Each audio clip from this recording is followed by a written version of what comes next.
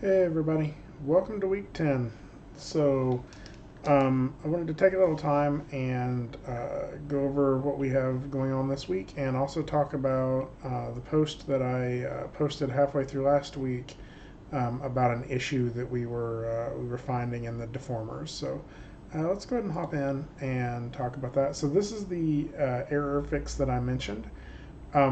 Basically, what's going on is because of an update to Maya 2020.4, um, the process in which I show how to make the deformers connect to the controller for the squash and stretch and the bend, they work a little differently now. And so it's really not a, it still works the same way. You just have to select the deformer differently in order to get the right channels to do your connection. So it took a little bit of figuring out to understand what was happening because this was kind of unexpected, and I know some of the other classes were really having issues with this. So I wanted to mention that. I also wanted to mention the other part of this post that I sent, and I think this went out in an email as well, that we are going to pay for the students to go to the East Coast Game Conference, but it's virtual. So by going, that means you still sit in your chair.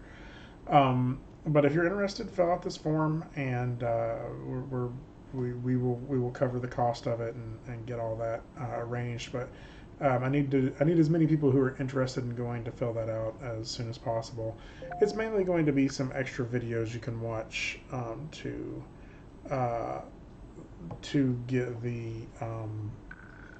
a little more information about what's going on in the game design world and through game developers. It's talks that they'll be giving and stuff like that. So if you're interested or have any more questions, feel free to contact me. So let's jump into what's going on this week, week 10. So week 10, wow, we are just plowing along. Look at that. We're two-thirds of the way through the semester now. So um, last week we worked on getting the project rigged up, or getting the spoon or whatever object you're going to use rigged, so you can start animating. And so this week we are talking about the animation part of it. Okay, so we spent a little time in the discussion also talking about pose. That's what we're focusing on here. Is we are going to go through and we're going to pose the spoon in order to get the animation of the spoon jumping in a couple of times, jumping up in the air, and landing in the bowl. You'll kind of see an example of it up here in the top video, or if you want to see a better version of it, you can go back and see the original video and the assignment. Um, so this is basically me going through this process, and this is the process that, a more simplified version of this. Um, this is the simplified version of what I do for all of my animations. And this is very much what you would end up doing if you decided you were going to be a character animator. Is similar to what you're experiencing this week. So um, if we step back to content, you'll also notice that there's a midpoint review lesson. And this one is just text, but it is some very important information that I think is important for everybody to kind of understand.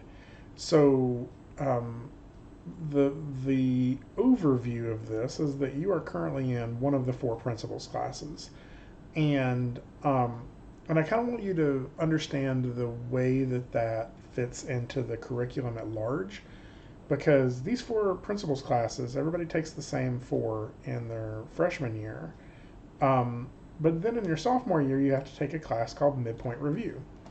And so Friday, Midpoint Review had a very big assignment due. Um, and someday you will have that, well, probably next semester or 2 semesters from now, you will also have that same assignment due, which is to turn in all of the work that you did in the four principles classes, right? And so we are going to review that work to find out if people can move on in the program.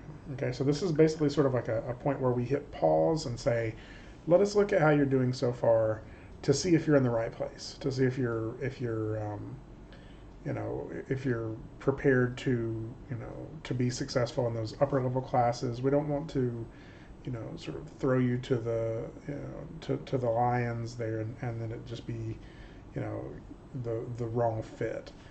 So this is sort of an advising point where we can also help you if it's just not working. We can also give you some information to help you choose the right concentration, or possibly even if it's not working out and you decide you want to choose a different major, this is where we would address that. And then a little bit later we have the portfolio class. This is what you would do in your very last semester here as a student. So portfolio and midpoint review are very similar, except portfolio's more advanced. So I just wanted to kind of let you read through this and kind of understand how all of that fits together in the digital media curriculum at large. And so you're prepared for it. It's also just a reminder that this is not the last time you're going to need all of these assignments you're doing in this class. You're going to have to turn those projects in, and if you throw away those files or delete them, or lose a hard drive or whatever, like we still need to see that work. And so for a lot of people, that means that what they've done the first half of the semester is recreating those projects because they lost them. So this is a reminder for you to keep track of those, right? Hold on to those files. Um, and so part of this class should be to start understanding what it is you're getting into for the next 4 years of your life. And so that is what this discussion is about this week, is I want you to go look at the curriculum and some of the course descriptions of future classes. Oh, there it goes. And sort of start to understand what it is that goes into making up the different concentrations. And I want you to talk about that in some of these discussion posts. So I'll let you read through this a little bit more to get the details. But again, this is a week where we're going to kind of look at where you're headed in the concentration and making sure that you kind of know what is ahead. And then finally, of course, you can submit any revisions in the revisions folder. So if you have any questions on the way, please don't hesitate to contact me. And if you need any additional help, feel free to hop in my office hours during those office hour time. Or if you can't make it during that time, let me know and we can arrange another time. So thanks, and I'll talk to y'all soon. Have a great week. Bye-bye.